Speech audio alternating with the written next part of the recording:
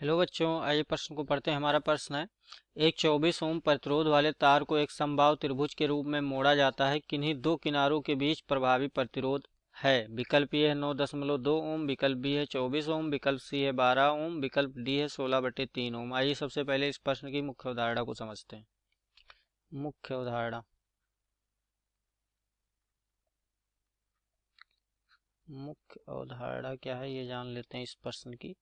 हम जानते हैं यह प्रश्न हमारा किस पर आधारित है? प्रतिरोध पर। किस पर? चालक का प्रतिरोध।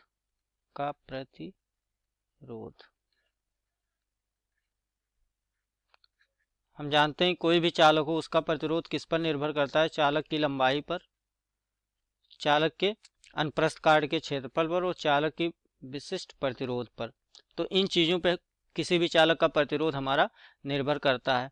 आगे अगर हम ये देखें कि अगर कोई भी चालक है, मान लीजिए वो चालक ये है और इसको मोड़ा गया है, किसी दूसरे आकृति में इसको मोड़ के बनाया गया है।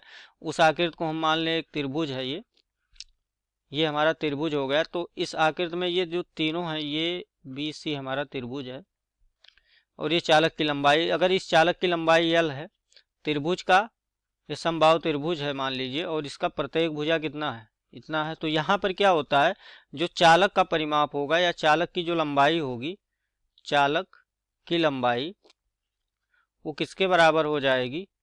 वो हो जाती है त्रिभुज के परिमाप के बराबर। त्रिभुज के परिमाप के बराबर होता है। त्रिभुज के परिमाप के बराबर होता है। प्रश्न की ओर बढ़ते हैं। तो प्रश्न में बोला गया है, प्रश्न में बोला गया है 24 ओम प्रतिरोध वाले तार के समबाहु त्रिभुज के रूप में मोड़ा गया है। तो मान लीजिए ये हमारा एक तार हो गया, ठीक है। इसको हमने किस में मोड़ दिया? इसको हमने मोड़ दिया समबाहु त्रिभुज में। अब इस तार की लंबाई मान लेंगे L है और इस त्रिभुज के प्रत्येक भुजा की हमने लंबाई कितनी मान ली? हमने मान ली प्रत्येक भुजा की लंबाई कितनी है? x है। ये समबाहु त्रिभुज है। समबाहु त्रिभुज में तीनों भुजाएं समान होती हैं।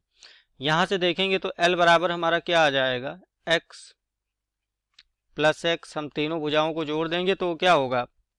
हमारा L लंबाई के बराबर हो जाएगा। यही हमने सीखा है मुख्य उदाहरण में कि त्रिभुज किसी भी चालक की लंबाई त्रिभुज के परिमाप के बराबर होगा। तो यहाँ से कुल मिला के हमारे पास आ जाएगा 3x बराबर L। तो x बराबर कितना हो जाएगा? L/3। मतलब जो प्रत्येक भुजा की लंबाई होगी वो तार की पूरी लंबाई का कितना होगा? 1/3 होगा। यहाँ से हमने ये ज्ञात कर लिया। हमें मालूम है कि जो प्रतिरोध होता है वो सीधे अनुक्रमानुपाती होता है किसके? लंबाई के। तो यहाँ से हम देख रहे हैं कि तो प्रत्येक भुजा का जो प्रतिरोध होगा, प्रत्येक यहाँ पे लिख लेंगे, प्रत्येक भुजा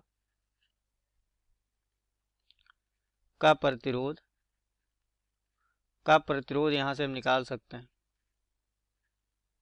प्रतिरोध कितना होगा उसको मान लेंगे हम। प्रत्येक भुजा का जो प्रतिरोध है वो भी क्या होगा? समान ही होगा, क्योंकि जब लंबाई समान है तो प्रतिरोध भी क्या होगा? समान होगा। सीधे अनुक्रमानुपाती होता है यहाँ पे प्रतिरोध। ये देखिए यहाँ पे हमने रखा है, अगर लंबाई समान है तो प्रतिरोध भी कैसा होगा? समान होगा। लेकिन यहाँ पे प्रत्येक भुजा की लंबाई कितनी है? L/3 है। तो यहाँ से प्रत्येक भुजा की लंबाई अगर L/3 है तो प्रत्येक भुजा का भी क्या होगा? L लंबाई का प्रतिरोध हमारे पास दिया है कितना? L लंबाई का प्रतिरोध 24 ओम है। तो प्रत्येक भुजा का भी प्रतिरोध कितना हो जाएगा? तो यहाँ से हम निकाल सकते हैं प्रत्येक भुजा का जो प्रतिरोध होगा उसको मान लेंगे हम R डैश। तो वो कितना हो जाएगा? पहले का प्रतिरोध कितना है? R/3। अगर पहले प्रतिरोध हमारा 24 है तो कितना हो जाएगा? 3। तो इसको अगर हम निकालेंगे तो ये आ जाएगा 8 ओम।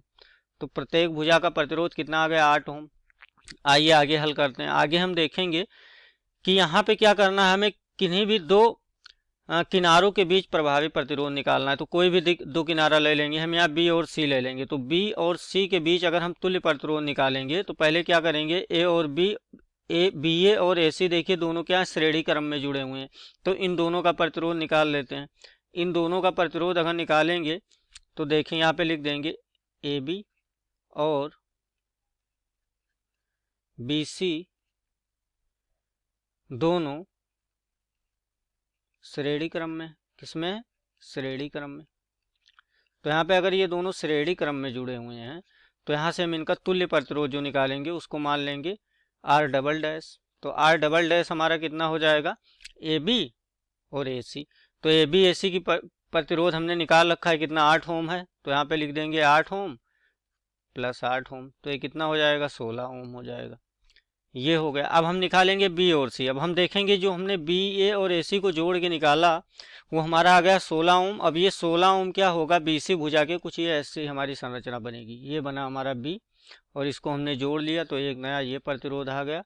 फिर हमने क्या किया, हमने यहाँ से एक प्रतिरोध ये हमारा है, तो ये हमारा हो जाएगा B और C के बीच हम तुल्य प्रतिरोध निकाल सकते हैं। B और C के बीच में ये हमने निकाल लिया कितना 16 ओम और ये हमें दिया 8 ओम। तो यहाँ से अगर हम हल करेंगे तो B और C के बीच जो तुल्य प्रतिरोध होगा, B और C के बीच